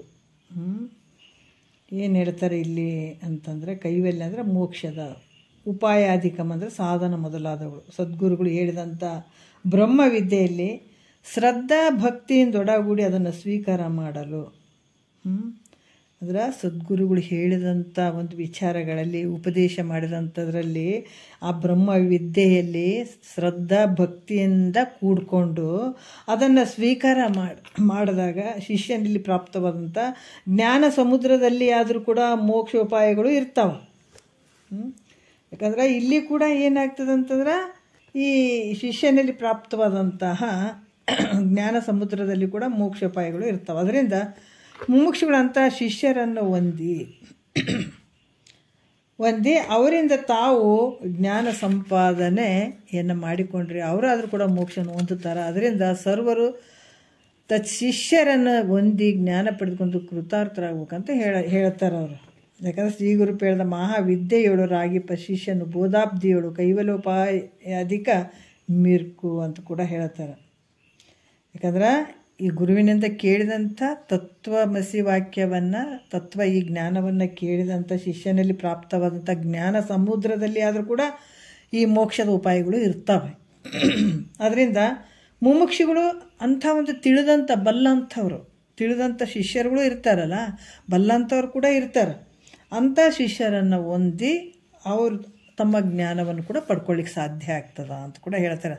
ಅದಕ್ಕೆ ಗುರುಗಳನ್ನು ನಾವು ಪಡ್ಕೊಳ್ಬೇಕು ಅಂತಂದರೂ ಕೂಡ ಕೆಲವು ಶಿಷ್ಯರುಗಳನ್ನು ನಾವು ಸುಮ್ಮನೆ ಪುಸ್ತಕ ಇಟ್ಕೊಂಡು ಓದ್ತೀವಿ ಮಾಡ್ತೀವಿ ಅಂತಂದ್ರೆ ಹಂಗೆ ನಾವು ಕೇಳುವಂಥದ್ದಲ್ಲ. ಅವರು ಗುರುಗಳ ಮುಖಾಂತರ ಎಷ್ಟು ತಿಳ್ಕೊಂಡಿದ್ದಾರೆ, ಎಷ್ಟು ದಿವಸ ಇದನ್ನು ಮಾಡಿದ್ದಾರೆ, ಅದರ ಜ್ಞಾನದಲ್ಲಿ ದೃಢ ಆಗಿದ್ದಾರೋ ಇಲ್ಲೋ, ಕೆಲವೊಂದು ವಿಚಾರಗಳು ಗೊತ್ತಾಗ್ತಾವಲ್ಲ. ಆ ರೀತಿಯಲ್ಲಿ ನಾವು ಅವ್ರು ಓದೋದು ಬರೆಯೋದ್ರಾಗ ಏನಿಲ್ಲ. ನಾವೇನು PhD ಪದವಿ ಪಡೆದೀವಿ, ಸಂಸ್ಕೃತ ಪದವಿ ಪಡೆದೀವಿ, ದೊಡ್ಡ ಪಂಡಿತರಾಗುವಂಥದ್ದು ಇದ್ರಾಗ ಏನಿಲ್ಲ. ಯಾಕಂದ್ರೆ ಅಪರೋಕ್ಷ ಜ್ಞಾನ ಆಗಿರಬೇಕಾಗ್ತದೆ. ಇದು ಓದು ಬರೆಯೋದ್ರಾಗಂತ ಯಾವುದೂ ಸಂಬಂಧ ಇಲ್ಲ ಇಲ್ಲಿ. ಅವ್ರು ಓದದೇ ಇರಬಹುದು, ಓದದೇ ಇದ್ದರೂ ಕೂಡ ಬ್ರಹ್ಮಜ್ಞಾನಿಗಳು ಇರ್ತಾರೆ. ಅಂಥ ಗುರುಗಳನ್ನು, ಶ್ರೇಷ್ಠ ಗುರುಗಳನ್ನು ನಾವು ಸದ್ಗುರುಗಳನ್ನಾಗಿ ಸ್ವೀಕಾರ ಮಾಡ್ಕೊಂಡು ಈ ಮೋಕ್ಷವನ್ನು ಪಡ್ಕೊಳ್ಬೇಕಾಗ್ತದೆ ಅನ್ನುವಂಥದ್ದು ಹೇಳ್ತಾರೆ. ಅದರಿಂದ ಸರ್ವರು ಅಂತ ಶಿಷ್ಯರಿದ್ದರು ಅಂತಂದ್ರೆ ಅಂಥವ್ರ ಮುಖಾಂತರ ಕೂಡ ಜ್ಞಾನವನ್ನು ಹೊಂದಿ ಕೃತಾರ್ಥರಾಗಬೇಕು ಅನ್ನುವಂಥದ್ದು ವಿಚಾರ ಹೇಳ್ತಾರೆ ಅವರು. ಈ ಗತಿಯಲ್ಲಿ ಮುಖ್ಯವಾಗಿ ಯಾವ ವಿಷಯವು ಪ್ರತಿಪಾದಿಸಲ್ಪಟ್ಟಿತನ್ನುವಂಥದ್ದು ಹೇಳ್ತಾರೆ. ಈ ಗತಿ 11ನೆಯ ಅದಕ್ಕೆ ಆಯುತ ಮೆನಿಪ, ಅದಕ್ಕೆ ವೆನಿಪ ನಿರೂಪಣಗಳ ಏಕಾದಶವಂ ತತಿಶಯಮಾಗಿರೆ ತಿಳಿಯಲು ಪ್ರತಿಪಾದಿತವಿಲ್ಲಿ ಯೋಗಿವರನ ಚರಿತ್ರಂ ಅಂತ ಹೇಳ್ತಾರೆ. ಏನು ಹೇಳ್ತಾರೆ ಇಲ್ಲಿ? ಈಗ 11ನೇ ಗತಿಯಲ್ಲಿ ಬಹಳ ಯೋಗ್ಯಳದ ಯೋಗ್ಯವಾದಂಥ ನಿರೂಪಣೆಗಳು ಅಂದರೆ ವಿಚಾರಗಳನ್ನು ಅಧಿಕವಾಗಿದ್ದಾಗ ಆದರೂ ಕೂಡ ಹನ್ನೊಂದೇ ಆಗಿರುವಂಥ ಈ ವಿಚಾರಗಳು ಭಾಳ ಅದಾವಂದರೂ ಕೂಡ ಹನ್ನೊಂದೇ ಗತಿಗಳು ಅದಾವ. ಇಲ್ಲಿ ವಿಚಾರ ಮಾಡಿ ನೋಡಿದಾಗ ಮುಖ್ಯವಾಗಿ ಈ ಗತಿಯಲ್ಲಿ ಯೋಗೀಶ್ವರನ ಚರಿತ್ರೆ ಹೇಳಿದ್ದಾರೆ. ಯೋಗೀಶ್ವರ ಜೀವನ ಮುಕ್ತ ಆಗಿದ್ದಾನ, ಆಯುಷ್ಯ ಐತೆ. ಆದರೆ ಆ ಆಯುಷ್ಯ ಇರುವ ಪರ್ಯಂತ ಆತ ಹೆಂಗೆ ಜೀವನ ಮಾಡ್ದ, ಯಾವ ರೀತಿಯಾಗಿ ಮಾಡ್ತಿದ್ದ, ವ್ಯವಹಾರ ಮಾಡ್ತಾನೆ, ಎಲ್ಲರ ಥರ ವ್ಯವಹಾರ ಮಾಡ್ತಾನೆ, ಅದರ ಒಳಗಡೆ ತನ್ನ ಸ್ವರೂಪದಲ್ಲಿ ಆತ ಇರ್ತಾನೆ. ಆ ಯೋಗಿ ಯಾವ ರೀತಿ ಇರ್ತಾನೆ ಈ ಜಗತ್ತಿನೊಳಗನ್ನುವಂಥ ಎಲ್ಲ ವಿಚಾರಗಳನ್ನು ಸಮಗ್ರವಾಗಿ 11ನೇ ಗತಿಯಲ್ಲಿ ತಿಳಿಸಿದರು. ಈ ಗ್ರಂಥವು ಸಪ್ರಮಾಣವಾಗಿ ಶಂಭುಲಿಂಗದ ಕೃಪೆಯಿಂದ ನಿಜಗುಣ ಯತಿಯಿಂದ ರಚಿಸಲ್ಪಟ್ಟಿತಂತ ವರ್ಣನೆ ಮಾಡ್ತಾರೆ. ಎರಡನೇದು ಇದು ಯಾಕಂದ್ರೆ ಇತಿಹಾಸ ಪುರಾಣ ಸ್ಮೃತಿ ಶ್ರುತಿ ಅರ್ಥವನಿಂತು ಕನ್ನಡಿಸಿದಂ ನಿಜಗುಣ ಯತಿ ಶಂಭುಲಿಂಗದೊಲವಿನ್ ಕ್ಷಿತಿಯ ಮುಮುಕ್ಷಿಗಳಿದಂ ಪರೀಕ್ಷಿಸುವುದ ನಿಶಂ ಅಂತ ಹೇಳ್ತಾರೆ. ಏನು ಹೇಳ್ತಾರೆ ಇಲ್ಲಿ ಅಂತಂದ್ರೆ, ಯಾವ ರೀತಿ ನಿಜಗುಣ ಯತಿ ಅಂದರೆ ನಿಜಗುಣ ನಾಮಕ ಯೋಗಿ ಇವರು. ಮತ್ತು ಪುರಾಣ ಸ್ಮೃತಿ ಶ್ರುತಿ ಅರ್ಥವನಿಂತು ಇತಿಹಾಸ ಅಂತ, ಇತಿಹಾಸ ರಾಮಾಯಣಾದಿ ಮತ್ತು ಕೆಲವೊಂದು ಶ್ರುತಿ ಭಗವದ್ಗೀತೆ ಉಪನಿಷತ್ತುಗಳು ಇವೆಲ್ಲವುಗಳನ್ನು ಹೇಳಿದಂಥದ್ದು. ಅದಕ್ಕೆ ಶ್ರೀಮನ್ ನಿಜಗುಣ ಯೋಗಿಗಳು ಶ್ರೀ ಶಂಭುಲಿಂಗದ ಕೃಪೆಯನ್ನು ಪಡೆದು, ಅವರು ಕೂಡ ಶಂಭುಲಿಂಗನ ಒಂದು ಕೃಪೆಯನ್ನು ಪಡೆದು ಅವರ ಪ್ರೇರಣೆಯಿಂದ ರಾಮಾಯಣ ಇತಿಹಾಸದಲ್ಲಿ ಇರುವಂಥ ಹಲವಾರು ವಿಚಾರಗಳನ್ನು ಮತ್ತು ಯೋಗ ವಾಸಿಷ್ಠ ಪರಮಾರ್ಥ ಗೀತೆ, ಇದು ಯೋಗ ವಾಸಿಷ್ಠದ್ದು ಶ್ರೀರಾಮಚಂದ್ರ ವಸಿಷ್ಠ ಗುರುಗಳನ್ನಾಗಿ ಮಾಡ್ಕೊಂಡಿದ್ದಾನೆ. ಅದರ ಒಂದು ಇದು ವಿಚಾರಗಳು ಹೇಳಿದಂಥದ್ದು ಯಾವುದು ಸಂವಾದ. ಅದಕ್ಕೆ ಈ ರೀತಿಯಾಗಿ ಇಲ್ಲಿ ಈ ಯೋಗ ವಾಸಿಷ್ಠ ಮತ್ತು ಇಲ್ಲಿ ಕೆಲವೊಂದು ವಿಚಾರಗಳನ್ನು ಹೇಳಿದ್ದಾರೆ. ಪುರಾಣದೊಳಗಡೆ ಇರುವಂಥ ಆರಂಗಂ ಈಶನ ಪದವಕ್ಕು ಅಂತ ಎಂಬಲ್ಲಿ ವಾಯು ಪುರಾಣದೊಳಗಿನ ಶ್ಲೋಕವನ್ನು ಮತ್ತು ನೆಲೆಸಿದ ಸಿರಿವಂತರ ಯೋಗಿಗಳ ಕುಲದೋಳು ಊದಿಸಿ ಎಂಬುವಲ್ಲಿ ಭಗವದ್ಗೀತೆಯನ್ನು, ಅದು ಮತ್ತು ವಚನಕ್ಕೆ ಮಾನಸಿಗೆ ಗೋಚರ ಅಲ್ಲಂತ ಅನ್ನುವಂಥದ್ದು ಯಥೋ ವಾಚೋ ನಿವರ್ತಂತೆ ಅಂತ ಅನ್ನುವಂಥದ್ದು ಉಪನಿಷತ್ ಶ್ರುತಿಯನ್ನು ಇದೇ ಪ್ರಕಾರ ಸಪ್ರಮಾಣವಾಗಿ ಹೇಳಿರುವಂಥದ್ದು. ಕೆಲವು ಎಲ್ಲ ಒಂದು ಇದರಲ್ಲಿರುವಂಥ ಪ್ರಮಾಣಗಳನ್ನು ತಗೊಂಡು ಇಲ್ಲಿ ಹೇಳುವಂಥದ್ದು. ನಾವು ಸೂಚನಾಭಿಪ್ರಾಯದಿಂದ ಹೇಳಿದ್ದೇವೆ ಅಂತ ಹೇಳ್ತಾರೆ ಅವರು. ಆದರೆ ಬಲ್ಲವರು ಇದರಂತೆಯೇ ಪ್ರಮಾಣಕ್ಕೆ ಹಚ್ಚಿ ತಿಳಿದುಕೊಳ್ಬೇಕು. ಇವು ಕೆಲವೊಂದು ಸ್ವಂತ ನಾವು ಹೇಳಿದಂಥದ್ದೆಲ್ಲ ಕೆಲವು ಪ್ರಮಾಣ ಕೊಟ್ಟು ನಾವಿಲ್ಲಿ ಹೇಳಿದ್ದೀವಿ. ಆದರೆ ನಿಜಗುಣ ಯತೀಶ್ವರರು ಶಂಭುಲಿಂಗದ ಕೃಪೆಯಿಂದ ಈ ಗ್ರಂಥಗಳನ್ನು ಕರ್ನಾಟಕ ಭಾಷಾ ರೂಪವಾಗಿ ರಚನಾ ಮಾಡಿರ್ತೇವೆಂದು ಹೇಳಿದ್ದರಿಂದ ತಮಗೆ ಕೆಲವೊಂದು ಕೂಡ ಅವ್ರು ಹೇಳ್ತಾರೆ, ತಮಗೆ ಗ್ರಂಥಕರ್ತೃತ್ವದ ಅಭಿಮಾನ ಕೂಡ ಇಲ್ಲ ಅಂತ ಹೇಳಲ್ಪಡ್ತಾರೆ. ಯಾಕಂದ್ರೆ ಅವರು ಏನು ಹೇಳಿದಾರ ಅಂದ್ರೆ, ಈ ಶಂಭುಲಿಂಗನ ಒಂದು ಕೃಪೆಯಿಂದ ಈ ಗ್ರಂಥವನ್ನು ಕರ್ನಾಟಕದ ಭಾಷೆ ರೂಪವಾಗಿ ರಚನೆ ಮಾಡಿದ್ದೀನಿ ಅಂತ ಹೇಳ್ತಾರೆ ಅವರು. ನೋಡ್ರಿ, ಆತನ ಕೃಪೆಯಿಂದ ನಾನು ಇದನ್ನು ಮಾಡುವಂಗಾಯಿತು. ಅದಕ್ಕೆ ನಿಜಗೊಂಡ್ರೆ ದೊಡ್ಡ ಆಸ್ತಿ ಮಾಡಿದಾರೆ ಕನ್ನಡಿಗರಿಗಾಗಿ. ಇವರು ಬರೀಲಿಲ್ಲ ಅಂತಂದ್ರೆ ಅವರ ಪ್ರತಿರೂಪಾಗಿ ಸಿದ್ಧಾರೂಢರು ಬಂದರು, ಹಲವಾರು ಮಹಾತ್ಮರುಗಳು ಮತ್ತು ಅದನ್ನು ಟೀಕಾ ತಾತ್ಪರ್ಯ ಯಾರು ದೊಡ್ಡ ಶಿವಪುತ್ರಪ್ಪ ಗುರುಗಳು ಬರೆದ್ರು. ನಮಗೆ ಬೈ ಚಾನ್ಸ್ ನೋಡ್ರಿ ಅದಕ್ಕೆ ಒಬ್ಬ ತಾಯಿಗೆ ಹಸಿವಾಗ್ಯದ, ಮಗುವಿಗೆ ಹಸಿವಾಗ್ಯದ ಅಂತಂದ್ರೆ ತಾಯಿಗೆ ಅರ್ಥ ಆಗ್ತದೆ. ಎಂಥ ಸಂದರ್ಭ ಹುಟ್ಟಿದಾಗ ಮಕ್ಕಳು ಸ್ವಲ್ಪ ಸಣ್ಣ ಬಿದ್ದಾಗ ಅವಾಗ ಗೊತ್ತಾಗ್ತದೆ ಮಗು ಹೆಂಗೆ ಹಸ್ತದ ಅನ್ನುವಂಥ ತಾಯಿಗೆ ಗೊತ್ತಾಗ್ತದೆ.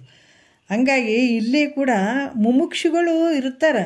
ಬಟ್ ಎಲ್ಲರಿಗೂ ಹೋಗಿ ಕಾಶಿ ಒಳಗೆ ಅಲ್ಲಿ ಸಂಸ್ಕೃತ ಭಾಷೆಯನ್ನು ಕಲಿತು ಇಂಥ ಜ್ಞಾನವನ್ನು ಪಡ್ಕೊಳಕ್ಕೆ ಸಾಧ್ಯ ಆಗ್ತಿತ್ತೇನೋ ಅಂದರೆ ಇಲ್ಲ. ನಮ್ಗೆ ಯಾರಿಗೆ ಹೋಗೋಕ್ಕಾಗ್ತಿತ್ತು ಹೇಳ್ರಿ? ಆದರೆ ನಿಷ್ಕಾಮದ ಪುಣ್ಯದ ಫಲ ಜಾಸ್ತಿ ಅದ, ಮತ್ತು ಅದೆಲ್ಲ ವ್ಯರ್ಥ ಆಗ್ತದಲ್ಲ. ಅದಕ್ಕೂ ಫಲಗಳದಾವ. ನಾವು ಇವತ್ತೇನು ಒಳ್ಳೇದೇ ಮಾಡಿರಲಿ ಕೆಟ್ಟದ್ದೇ ಮಾಡಿರಲಿ ಎಲ್ಲದಕ್ಕೂ ಫಲಗಳದಾವ. ಅದು ನಾವೇನು ಮಾಡಿದ್ದೀವಿ ನಾವೇ ಅನುಭವಿಸ್ಬೇಕಾಗ್ತದೆ. ಅದು ಬೇರೆ ಯಾರೂ ತೊಗೊಳಂಗಿಲ್ಲ. ಅದಕ್ಕಿಂತ ಒಂದು ಪುಣ್ಯದ ಜೀವಿಗಳು ಕೂಡ ಇಲ್ಲಿ ಹುಟ್ಟುತ್ತಾರೆ. ಮತ್ತು ಅಂಥವರ ಒಂದು ಮುಕ್ತಿ ಪಡ್ಕೊಳ್ಬೇಕಾದ್ರೆ ಹೆಂಗೆ ಮಾಡೋದು? ಎಲ್ಲರಿಗೂ ಹೋಗೋಕ್ಕಾಗಂಗಿಲ್ಲ. ಈಗ ನಾವು ಗರ್ಗದ ಮಡಿವಾಳಪ್ಪ ತಾತವ್ರನ್ನ ನಾವು ಅಜ್ಜಾರನ್ನ ತೊಗೊಂಡ್ರೆ ಅವ್ರು ಕಾಶಿಗೆ ಈ ತತ್ವವನ್ನು ಪಡ್ಕೊಳ್ಬೇಕಂತೇಳಿ ಕಿತ್ತೂರನ್ನು ಬಿಟ್ಟು ಎಲ್ಲಿಗೆ ಹೋದ್ರು ಕಾಶಿಗೆ ಅಲ್ಲಿ ಹೋಗಿ ಇದು ಏನು ಸಂಸ್ಕೃತ ಭಾಷೆಯನ್ನು ಕಲ್ತರು. ಸಂಸ್ಕೃತ ಕಲ್ತಾರಲ್ಲ ಪಂಡಿತರಂತಲ್ಲ, ಸಂಸ್ಕೃತ ಭಾಷೆಯಲ್ಲಿ ದೇವತಾ ಭಾಷೆ ಯಾವುದು ಇದು ಈ ಶ್ರುತಿ ಇವೇನು ಅದಾವ ಇವೆಲ್ಲ ವೇದಗಳು ಏನು ಅದಾವ ಇವು ಸಂಸ್ಕೃತದಲ್ಲಿ ಅದಾವ. ಭಾಷೆ ಅದರಲ್ಲಿ ಅದಾವ. ಅದು ಸಂಸ್ಕೃತ ದೇವತಾ ಭಾಷೆ, ಅದು ಮನುಷ್ಯರ ಭಾಷೆ ಅಲ್ಲ, ಅದು ದೇವತೆಗಳ ಭಾಷೆ ಅದು. ಮತ್ತು ಅದನ್ನು ಭಾಷೆಯನ್ನು ತಿಳ್ಕೊಂಡು ಇದ್ರಾಗಿರುವಂಥ ಈ ವಿಚಾರಗಳನ್ನು ತಿಳ್ಕೊಬೇಕಲ್ಲ ಜ್ಞಾನದಾಗ. ಅದ್ರ ಸಲುವಾಗಿ ಮಹಾತ್ಮರೆಲ್ಲರೂ ಕಾಶಿ ಅಂತಲ್ಲಿ ಹೋಗಿ ಸಂಸ್ಕೃತವನ್ನು ಕಲಿತು ಈ ಜ್ಞಾನವನ್ನು ಪಡ್ಕೊಳ್ತಿದ್ರು. ಸಿದ್ಧಾರೂಢರು ಹೋದಾಗ ನಿಜಗುಂಡ್ರ ಶಾಸ್ತ್ರದ ವಿಚಾರಗಳನ್ನು ಅಲ್ಲಿ ಹೇಳಿದರು. ಪರಮಾನುಭವದೆ ಮೈತ್ರಾದೇವಿ ಮತ್ತು ಅಗ್ನಿವಲ್ಕರ ಸಂವಾದ ಆಗಿರ್ಬೋದು, ಅನುಭವ ಸಾರದಾಗಿರ್ಬೋದು, ಮತ್ತು ಪರಮಾರ್ಥ ಗೀತೆಯದ್ದಾಗಿರ್ಬೋದು, ಯೋಗ ವಾಸಿಷ್ಠದಿಂದ ಇದಂಥ ಭಾಗ ಆಗಿರ್ಬೋದು, ಅಲ್ಲಿ ವಿಚಾರ ಮಾಡಿದ್ರು ಅವರು. ಗರಗತ್ತಾತವ್ರು ಬಹಳ ಖುಷಿಪಟ್ಟರು. ಶ್ರೀ ಗುರು ವಚನೋಪದೇಶವನ್ನು ಆಲಿಸಿದಾಗಳುಹುದು ನರರಿಗೆ ಮುಕ್ತಿ, ಶ್ರೀ ಗುರು ವಚನದಿಂಬಧಿಕ ಸುದಯುಂಟೆ, ರಾಗದಿಂಬೇರಿನ್ನು ಭವಬೀಜಮಂಟೆ, ಹಲವಾರು ವಿಚಾರಗಳು ಅಲ್ಲಿ ಚರ್ಚೆ ಆಯಿತು. ಆದಾಗ ಭಾಳಷ್ಟು ಗಾಬರಿ ಆದರು ಯಾರು ಗರಗತ್ತಾತವ್ರು. ಅಲ್ಲ, ನನಗೆ ಮೊದಲೇ ನಿಜಗುಂಡ್ರದ್ದು ನನಗೆ ಗೊತ್ತಿತ್ತಂದ್ರೆ ನಾನು ಯಾಕೆ ಅಷ್ಟು ಕಾಶಿಗೆ ಹೋಗಿ ಸಂಸ್ಕೃತವನ್ನು ನಾನು ಭಾಷೆಯನ್ನು ತಿಳ್ಕೊಂಡು ನಂತರ ಈ ಇಂಥ ಒಂದು ಜ್ಞಾನವನ್ನು ಪಡ್ಕೊಳ್ಬೇಕಾಗಿತ್ತು. ಸಮಗ್ರ ಎಲ್ಲ ನಿಜಗುಂಡ್ರ ಶಾಸ್ತ್ರದಲ್ಲೇ ಆದ, ಎಷ್ಟು ಅದ್ಭುತವಾದದ್ದು, ನನಗೆ ಮೊದಲೇ ಗೊತ್ತಾಗಿದ್ದರೆ ನಾವು ಹೋಗ್ತಿರ್ಲಿಲ್ಲ ಅನ್ನುವಂಥ ಮಾತು ವ್ಯಕ್ತಪಡಿಸಿದ್ರು ಗರಗತ್ತಾತವ್ರು. ಹಾಗಾಗಿ ನಮ್ಗೆ ನಿರಾಳ, ಈಗ ತಾಯಿದು ಗೊತ್ತು ನಮ್ಗೆ, ಆ ಭಾಷೆಯಲ್ಲಿ ಭಾಳಷ್ಟು ಅಮೃತ ಐತಿ. ಅದೇ ಭಾಷೆಯಲ್ಲಿ ನಮಗೆ ಈ ತತ್ವವನ್ನು ಸಿಗ್ತಾ ಇದೆಯಲ್ಲ, ನಾವೆಷ್ಟು ಧನ್ಯರು. ಅಷ್ಟು ಒಂದು ಆಸ್ತಿ ಮಾಡಿಟ್ಟಿದ್ದಾರ ಯಾರು ನಿಜಗುಂಡ್ರು. ಮುಕ್ತನಾಗಕ್ಕೆ ಏನೇನು ಬೇಕೋ ಅವೆಲ್ಲ ಇದರಲ್ಲಿ ಹೇಳಿದ್ದಾರೆ. ಮುಕ್ತನಾಗಕ್ಕೆ ಏನು ಬೇಕು ಅದೆಲ್ಲವನ್ನು, ಅದಕ್ಕೆ ಮಹಾತ್ಮರು ಇದನ್ನು ಭಾಳಷ್ಟು ಇದನ್ನು ನೋಡಿ ಇದರಿಂದನೇ ಭಾಳಷ್ಟು ಮಹಾತ್ಮರು ಧನ್ಯರಾದರು, ಮಹಾತ್ಮರಾಗಿಬಿಟ್ರು. ಅದಕ್ಕೆ ಇಲ್ಲಿ ಕೂಡ ಅವ್ರು ಹೇಳ್ತಾರೆ, ನಾನು ಬರ್ದೀನಿ ಅಂದ್ರೆ ನಾನು ಬರ್ದಿಲ್ಲ, ನಾವಿವತ್ತೇನೋ ಒಂದಿಷ್ಟು ಬರ್ದೀವಿ, ನಾನು ಬರ್ದೀನಿ ರೀ, ನಾನು ಮಾಡೀನಿ ರೀ, ಗಿನ್ನಿಸ್ ದಾಖಲೆದಾಗ ನನ್ನ ಹೆಸರು ಬರಬೇಕ್ರಿ ಅಂತೀವಿ ಅಲ್ಲ. ಯಾವುದಕ್ಕೆ ಆಗಲಿ ಪ್ರಚಾರಕ್ಕೆ ಬಡ್ದಾಡ್ತೀವಿ. ಆದರೆ ಅವರು ಏನು ಹೇಳಿದ್ದಾರೆ, ಅವರು ನಿಜಗುಂಡ್ರ ಯತೀಶ್ವರರು ಶಂಭುಲಿಂಗದ ಕೃಪೆಯಿಂದ ಈ ಗ್ರಂಥವನ್ನು ಕರ್ನಾಟಕ ಭಾಷಾ ರೂಪವಾಗಿ ರಚನೆ ಮಾಡಿರ್ತೇವೆ ಅಂತ ಹೇಳಿದ್ದಾರೆ ಅವರು. ಅದರಿಂದ ಅವರಿಗೆ ನಾನು ಬರೆದಿದ್ದೀನಿ ಅಂತ ಒಂದು ಸ್ವಲ್ಪ ಅಭಿಮಾನ ಇಲ್ಲ. ಮತ್ತು ಒಂದು ಭಾಳ ವಿಚಾರ ತಿಳ್ಕೋಬೇಕು, ಈ ನಿಜಗುಂಡ್ರ ಗ್ರಂಥ ಹೆಂಗೆ ಐತೆ ಅಂದ್ರೆ, ಯಾರು ಹೇಳ್ತಾರೆ ಹೇಳುವಂಥವ್ರಿಗೆ ಆಗಿರ್ಬೋದು, ಬಟ್ ಯಾರು ಪ್ರತಿನಿತ್ಯ ಕೇಳುವಂಥವ್ರಿಗೆ ಆ ಒಂದು ಮುಕ್ತಿ ಆನಂದ ಖಂಡಿತ ಆಗಲೇಬೇಕನ್ನುವಂಥ ಒಂದು ಸಂಕಲ್ಪನೂ ಈ ಗ್ರಂಥದಲ್ಲಿ ಐತೆ. ನಿಜಗುಂಡ್ರ ಎಲ್ಲೋಗಿಲ್ಲ, ಇದೇ ಗ್ರಂಥದಲ್ಲಿ ಅಡಗಿಬಿಟ್ಟಿದ್ದಾರೆ ಅವರು. ಅಷ್ಟು ಒಂದು ಕಲ್ಲು ಸಕ್ಕರೆ ಇದ್ದಂಗಿರುವಂಥದ್ದು ಇದು ನಿಜಗುಂಡ್ರದ್ದು. ಅದಕ್ಕೆ ಇಲ್ಲಿ ಕೂಡ ಏನು ಹೇಳ್ತಾರೆ ಅವರು, ಒಂದು ಚೂರು ನಾನು ಬರ್ದೀನಂತ ಒಂದು ಚೂರು ಅಭಿಮಾನ ಇಲ್ಲ ಅವರಿಗೆ.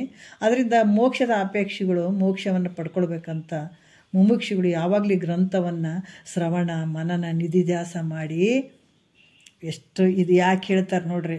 ಕೊನೆಗೆ ಅಪ್ಪ ಅಮ್ಮ ಹೇಳ್ತಾರೆ ನೋಡ್ರಪ್ಪ, ಇದು ಮಾಡಿದ್ರೆ ಒಳ್ಳೇದಾಯಿತು, ಇದು ಬ್ಯಾಡ್ರು, ಇದು ಮಾಡಬೇಡ್ರು ಅಂತಾರೆ ಅಲ್ಲ. ಎಷ್ಟು ಅದ್ಭುತವಾಗಿ ಹೇಳ್ತಾರೆ ನೋಡ್ರಿ. ಈ ನಿಜಗುಂಡ್ರು ಇದು ಈ ಗ್ರಂಥ ಯಾವುದಕ್ಕೂ ಕಡಿಮೆ ಇಲ್ಲ, ಬೇಕಾದಷ್ಟು ಇದರಲ್ಲೇ ಅಡಗಿದಾವೆ. ನಿಜಗುಂಡ್ರದ್ದು ಒಂದು ಶಾಸ್ತ್ರ ಸಂಪೂರ್ಣವಾಗಿ ನಾವು ತಿಳ್ಕೊಂಡು ಬಿಟ್ರೆ ಜಗತ್ತಿನೊಳಗೆ ಎಲ್ಲವನ್ನ ತಿಳ್ಕೊಂಡಂಗೆ ನೋಡ್ರಿ. ಈಗೇನು ಹೇಳ್ತಾರಲ್ಲ, ಬ್ರಹ್ಮಜ್ಞಾನ ಒಂದು ತಿಳ್ಕೊಂಡ್ಬಿಟ್ರೆ ಎಲ್ಲ ಜ್ಞಾನವನ್ನು ತಿಳ್ಕೊಂಡಂಗೆ ಅಂತ ಹೆಂಗೆ ಹೇಳ್ತಾರೆ, ಅದ್ರಂಗೆ ನಿಜಗುಂಡ್ರದ್ದು ಇದು ಒಂದು ತಿಳ್ಕೊಂಡ್ಬಿಟ್ಟಾಗ ನಾವೆಲ್ಲವನ್ನು ತಿಳ್ಕೊಂಡಂಗೆ ಆಗ್ತದೆ. ಅದಕ್ಕೆ ಈ ಗ್ರಂಥವನ್ನು ಶ್ರವಣ ಮನನ ನಿಧಿಧ್ಯಾಸ, ಮೋಕ್ಷದ ಅಪೇಕ್ಷೆ ಉಳ್ಳಂಥವ್ರು, ಮೋಕ್ಷ ನಮ್ಗೆ ಆಗ್ಬೇಕಂತ ಭೋಗದ ಅಪೇಕ್ಷೆ ಅಂತ ಅಲ್ಲ, ಭೋಗದ ಅಪೇಕ್ಷೆ ಅಲ್ಲ, ಇಲ್ಲಿಗೆ ಬರೋಕ್ಕಾಗಂಗಿಲ್ಲ ಅವರಿಗೆ. ಮೋಕ್ಷ ಇಂಥ ಒಂದು ಸದಾಕಾಲ ಆನಂದವನ್ನು ಪಡ್ಕೊಳ್ಬೇಕನ್ನುವಂಥವ್ರು, ಮುಕ್ತಿಯ ಅಪೇಕ್ಷೆ ಉಳ್ಳಂಥ ಮುಮುಕ್ಷಿಗಳು ಈ ಒಂದು ಶ್ರವಣ ಮನನ ನಿಧಿಧ್ಯಾಸನ ಮಾಡಿ ಈ ಮುಕ್ತಿಯನ್ನು, ಕೈವಲ್ಯ ಅಂದ್ರೆ ಮುಕ್ತಿಯನ್ನು ಹೊಂದಬೇಕನ್ನುವಂಥದ್ದನ್ನು ಹೇಳ್ತಾರೆ ಅವರು ಮೂರನೇದರಲ್ಲಿ. ಮತ್ತು ಈ ಗ್ರಂಥ ಪ್ರಯೋಜನವನ್ನು ಗ್ರಂಥ ಅಂತ್ಯದಲ್ಲಿ ಇಷ್ಟ ದೇವತೆಯ ಆಶೀರ್ವಾದ ಮಂಗಲವನ್ನು ಮಾಡಿ ಗ್ರಂಥವನ್ನು ಸಮಾಪ್ತಿ ಮಾಡ್ತಾರೆ ಅವರು.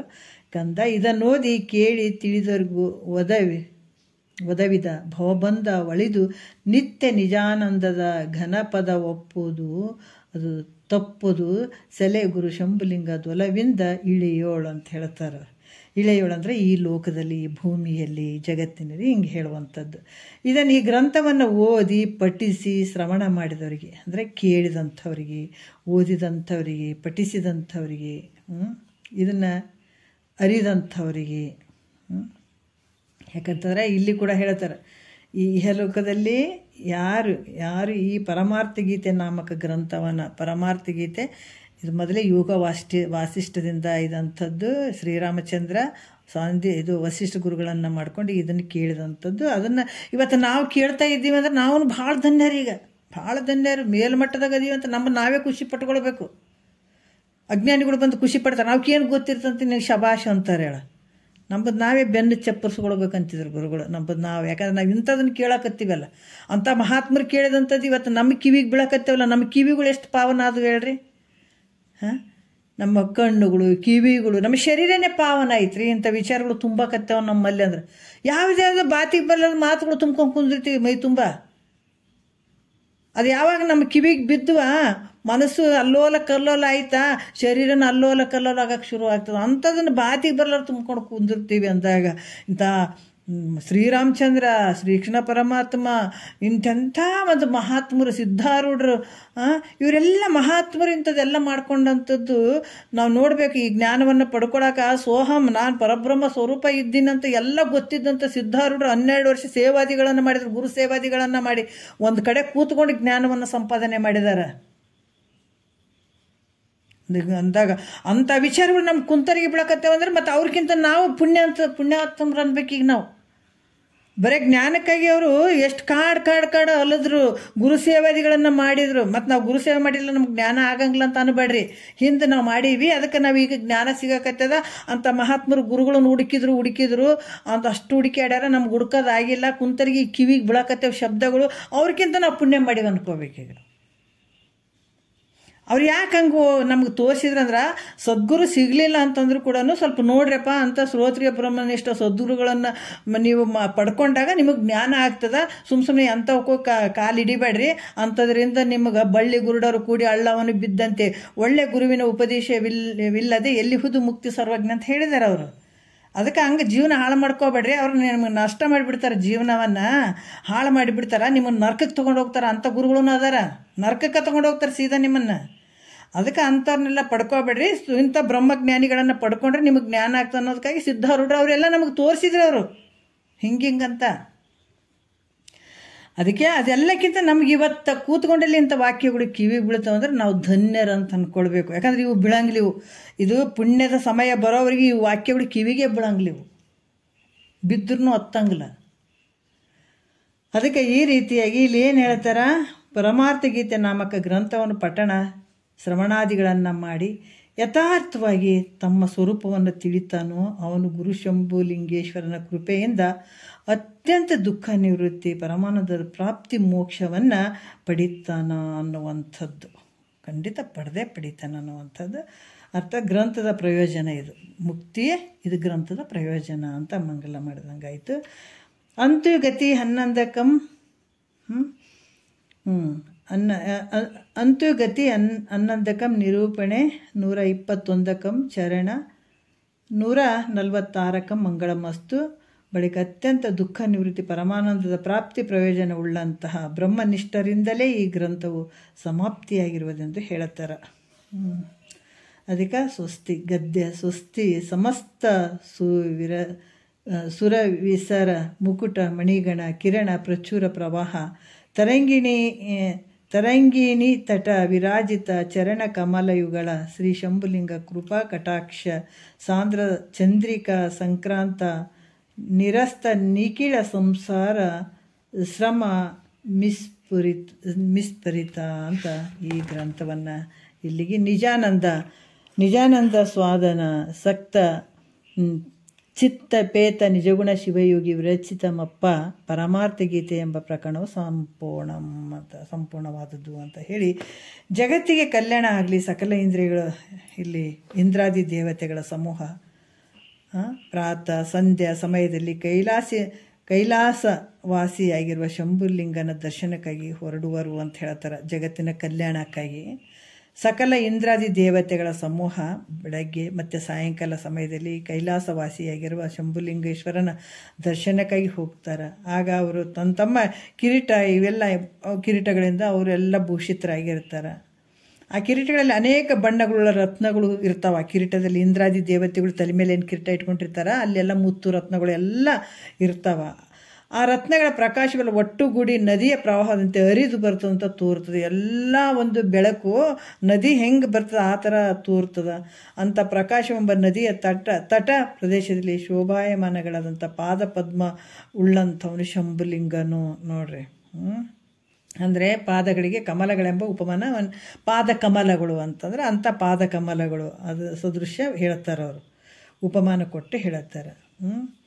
ಅದಕ್ಕೆ ಅದರಿಂದ ದೇವತೆಗಳು ಧಾರಣ ಮಾಡಿದ ರತ್ನಾದಿಗಳ ಪ್ರಕಾಶಕ್ಕೆ ನದಿ ಉಪಮಾನ ಕೊಟ್ಟಿದ್ದಾರೆ. ಅಂಥ ಶಂಭುಲಿಂಗನ ಕೃಪಾ ಕಟಾಕ್ಷವೆಂಬ ದಟ್ಟಿತವಾದ ಬೆಳದಿಂಗಳು ವ್ಯಾಪಿಸುವುದಕ್ಕಾಗಿ ಸಕಲ ಸಂಸಾರವೆಂಬ ಶ್ರಮವು ಪರಿಹಾರವಾಗಿ ನಿಜಾನಂದವು ಆಯಿತು. ಅಂಥ ಒಂದು ಶಂಭುಲಿಂಗನ ಒಂದು ದಿವ್ಯ ಒಂದು ಅನುಭವ ಅಲ್ಲಿ ಆಗ್ತದೆ. ಅದು ಆದಾಗ ಅಜ್ಞಾನ ಆದಾಗ ಏನಾಯ್ತು, ಸಂಸಾರ ಅನ್ನುವಂಥದ್ದು ದುಃಖ ಪರಿಹಾರ ಆಗ್ತದ ಅಂತ ಹೇಳ್ತಾರೆ ಅವರು. ಅಂದರೆ ಉದ್ಯೋಗದಿಂದ ಶಮಿಷ್ಠ ಪುರುಷನು ಚಂದ್ರನ ಬೆಳದಿಂಗಳಲ್ಲಿ ಕೂತುಕೊಂಡರೆ ಅವನ ಶ್ರಮವೆಲ್ಲ ಪರಿಹಾರವಾಗಿ ಹೇಗೆ ಆನಂದವಾಗುವುದು, ಹಾಗೆ ಶಂಭುಲಿಂಗ ದಯದಿಂದ ಒಡಗೂಡಿದ ಕಡೆಗಣ್ಣಿನ ದೃಷ್ಟಿಯೇ ಬೆಳದಿಂಗಳು ನೋಡ್ರಿ. ಅಂಥ ಒಂದು ಕೃಪಾ ಕಟಾಕ್ಷ, ಅದರಿಂದ ಸಂಸಾರ ದುಃಖ ಹೊರಟು ಹೋಗ್ತದ, ಸ್ವರೂಪಾನಂದವು ಪ್ರಕಟ ಆಗ್ತದೆ ಅನ್ನುವಂಥ ಭಾವ. ಅಂಥ ಸ್ವರೂಪಾನಂದದ ರುಚಿಯಲ್ಲಿಯೇ ಮಗ್ನ ಚಿತ್ತದೊಡಗೂಡಿದ ಶ್ರೀಮನ್ ನಿಜಗುಣ ಶಿವಯೋಗಿಗಳಿಂದ ವಿರಚಿತವಾದಂತಹ ಅಂಥ ಒಂದು ಶ್ರೇಷ್ಠವಾದಂತಹ ಆ ಒಂದು ಭಾವದಲ್ಲಿ ಸ್ವರೂಪಾನಂದದಲ್ಲಿಯೇ ಮಗ್ನನಾಗಿ ಅಂಥ ಚಿತ್ತದಲ್ಲಿಯೇ ಒಡಗೂಡಿ ಶ್ರೀಮನ್ ನಿಜಗುಣರು ಇದನ್ನು ರಚಿಸಿದರು. ಸುಮ್ಮನೆ ಹಂಗೆ ರಚಿಸಿಲ್ಲ ಅವರು. ಅದಕ್ಕೆ ಅಷ್ಟೊಂದು ಉತ್ಕೃಷ್ಟವಾದಂಥ ಗ್ರಂಥ ಇದು. ಶ್ರೀಮನ್ ನಿಜಗುಣ ಶಿವಯೋಗಿಗಳಿಂದ ವಿರಚಿತವಾದ ಈ ಪರಮಾರ್ಥ ಗೀತೆಯು ಸಮಾಪ್ತವಾಗಿರುವಂಥದ್ದು. ಅಂದರೆ ಶಂಭುಲಿಂಗನ ಕೃಪೆಗೆ ಪಾತ್ರನಾಗಿ ಜೀವನ್ಮುಕ್ತಿ ಸುಖವನ್ನು ಅನುಭವಿಸುವಂಥ ಶ್ರೀಮನ್ ನಿಜಗುಣ ಯತೀಶ್ವರರಿಂದ ರಚಿಸಲ್ಪಡ್ತು. ಅಂದರೆ ಇಲ್ಲಿ ಕೂಡ ಎಲ್ಲರೂ ಈ ಗ್ರಂಥವನ್ನು ಸರ್ವರು ಇದನ್ನು ಸ್ವೀಕಾರ ಮಾಡಲಿಕ್ಕೆ ಯೋಗ್ಯವಾಗಿರುವಂಥ ಗ್ರಂಥ ಅಂತ ಕೂಡ ಇಲ್ಲಿ ಹೇಳ್ತಾರೆ. ಭಾಳ ವಿಶೇಷವಾಗಿರುವಂಥದ್ದು. ನಾವೆಲ್ಲ ದೇವಾನುದೇವತೆಗಳು ಕೂಡ ನಾವೆಲ್ಲಿ ಈ ಗ್ರಂಥವನ್ನು ಹೇಳ್ತೀವಿ, ಎಲ್ಲಿ ನಾವು ಇದನ್ನು ಹಚ್ಕೊಂಡು ಕೇಳ್ತೀವಿ, ದೇವಾನುದೇವತೆಗಳು ಕೂಡ ಅಲ್ಲಿ ವಾಸ ಮಾಡಿರ್ತಾರೆ ನೋಡ್ರಿ. ಅಷ್ಟು ಅದ್ಭುತ ಶಕ್ತಿ ಇದ್ರಾಗ ಐತೆ. ಹಾಗಾಗಿ ಇದನ್ನು ಮುಕ್ತಾಯ ಮಾಡಿ ಇಷ್ಟೇ ಬಿಡೋದು ಬೇಡ. ಒಂದು ಸ್ವಲ್ಪ ನಾವೇನು ಇನ್ಮೇಲೆ ಇದು ಶ್ರವಣ ಗ್ರಂಥ ಆಗಿರುವಂಥದ್ದು ಪರಮಾನುಭವದೇ ಅನುಭವ ಸಾರ ಮತ್ತು ಮನನದ ಗ್ರಂಥ, ಪರಮಾರ್ಥಗೀತೆ ನಿಧಿಧ್ಯಾಸನ ಗ್ರಂಥ ಅಂತ ಹೇಳ್ತಾರೆ. ಈಗ ಅದು ಆದಮೇಲೆ ನಾವು ಕ್ರಮವಾಗಿ ಈ ಬಸವಾನಂದ ಇದ್ದಾಗ ಇದು ಯಾವ ರೀತಿ ಅಂದರೆ ಕೈವಲ್ಯ ಪದ್ಧತಿ, ಈ ಕೈವಲ್ಯ ಪದ್ಧತಿ ಆಗಿರ್ಬೋದು. ಕೈವಲ್ಯ ಪದ್ಧತಿ ಆದ ನಂತರ ಪರಮಾನುಭವದೇ ಆದ ನಂತರ ಇದು ಅನುಭವ ಸಾರ ಆದಮೇಲೆ ಪರಮಾರ್ಥ ಗೀತೆ ಅಂತ ಹಿಂಗೆ ಒಂದು ರೌಂಡ ಹೇಳಿದ್ದಾರೆ. ಈ ಥರನೇ ಕ್ರಮವಾಗಿ ಹೋಗಬೇಕಾದಂಥದ್ದು. ಇವಾಗ ನಾವು ಇನ್ನು ಕೈವಲ್ಯ ಪದ್ಧತಿ ಒಳಗೆ ನಾವು ಕೈವಲ್ಯ ಪದ್ಧತಿ ಕೂಡ ತಗೊಳ್ಳೋಣ. ಇಲ್ಲಿ ಕೂಡ ನಿಜಗುಣ ರಚಿಸಿದಂಥದ್ದು ಭಾಳ ಸಮಗ್ರವಾದಂಥ ವಿಚಾರಗಳನ್ನು ಇಲ್ಲಿ ಹೇಳಿದ್ದಾರೆ. ಇಲ್ಲಿ ಶ್ರೀ ಗುರು ಶಂಭುಲಿಂಗಾಯ ನಮಃ ಕೈವಲ್ಯ ಪದ್ಧತಿ ಶಿವಕಾರುಣ್ಯ ಸ್ಥಳ ಅನ್ನುವಂಥದ್ದು ಫಸ್ಟಿಗೆ ಅವರು ಹಲವಾರು ವಿಚಾರಗಳನ್ನು ಹೇಳ್ತಾರೆ. ಶ್ರೀ ಗುರು ವಚನೋಪದೇಶವನ್ನು ಆಲಿಸಿದಾಗಲಹುದು ನರರಿಗೆ ಮುಕ್ತಿ ಅನ್ನುವಂಥದ್ದು 5 ಸ್ಥಳಗಳ ಬಗ್ಗೆ ಕೆಲವೊಂದು ವಿವರಣೆಗಳನ್ನು ಕೊಡ್ತಾ ಬರ್ತಾರೆ. ಶಿವಕಾರುಣ್ಯ ಸ್ಥಳ ಅಂದ್ರೇನು, ಅದರಲ್ಲಿ ಯಾವುದನ್ನು ಪಡ್ಕೊಳ್ಬೇಕು, ಮತ್ತು ಜೀವ ಸಂಪಾದನಾ ಸ್ಥಳದಲ್ಲಿ ಏನು ಪಡ್ಕೊಳ್ಬೇಕು, ನೀತಿ ಕ್ರಿಯಾಚಾರ್ಯ ಸ್ಥಳದಲ್ಲಿ ಏನು, ಮತ್ತು ಯೋಗ ಪ್ರತಿಪಾದನಾ ಸ್ಥಳದಲ್ಲಿ ಏನು, ಜ್ಞಾನ ಪ್ರತಿಪಾದನಾ ಸ್ಥಳದಲ್ಲೇನು ಅನ್ನುವಂಥ ಎಲ್ಲ ವಿಚಾರಗಳು 5 ಸ್ಥಳದ ವಿಚಾರಗಳನ್ನು ಈ ಒಂದು ಪದ್ಯದಲ್ಲೇ ಕೊಡ್ತಾರೆ. ಒಂದು ನುಡಿಯಲ್ಲಿ 5 ನುಡಿಗಳಿಂದ ಕೂಡಿದಂಥ ಈ ಪದ್ಯವನ್ನು 5 ವಿಚಾರಗಳನ್ನಲ್ಲಿ ಸಂಕ್ಷಿಪ್ತವಾಗಿ ಕೊಡ್ತಾರೆ. ನಂತರ ಶಿವಕಾರುಣ್ಯದಲ್ಲಿ ಶಿವನ ಒಂದು ಕೃಪೆಯನ್ನು ಭಕ್ತನಾದಂಥವನು ಹೆಂಗೆ ಪಡ್ಕೋಬೇಕು, ಹೆಂಗೆ ಪಡ್ಕೊಳ್ತಾನೆ ಅನ್ನುವಂಥ ವಿಚಾರವನ್ನು ಭಾಳ ಅದ್ಭುತವಾಗಿ ಹೇಳ್ತಾ ಹೋಗ್ತಾರೆ. ಇದನ್ನು ನಮಗೆ ಕೇಳೋಕ್ಕೆ ಅವಕಾಶ, ಹೇಳೋಕ್ಕೆ ಅವಕಾಶ ಆತನ ಕೃಪೆಯಿಂದನೇ ಇದೆಲ್ಲ ಸಾಗ್ತಾ ಇದೆ ಅಂತ ಅಂದ್ಕೊಳ್ಬೇಕು. ಅಂಥ ಒಂದು ಅವಕಾಶ ಅಂಥ ಮಹಾತ್ಮರಿಗೆ ನಾವು ಏನಂದ್ರೆ ಅಂಥವರ ಒಂದು ಕೃಪಾಶೀರ್ವಾದ ನಮ್ಮೆಲ್ಲರ ಮೇಲೆ ಇರಲಿ ಅಂತ ಕೇಳಿಕೊಂಡು ನಾಳೆಯಿಂದ ಈ ಕೈವಲ್ಯ ಪದ್ಧತಿ ಒಳಗೆ ಶ್ರೀ ಗುರು ವಚನೋಪದೇಶವನ್ನು ಆಲಿಸಿ ಇಲ್ಲಿಂದನೇ ನಾಳೆ ಶುರು ಮಾಡೋಣ. 1-2 ಮತ್ತು ಗುರುಗಳ ಪಾದಕ್ಕೆ ಅರ್ಪಿಸಿ ಹರ ಓಂ.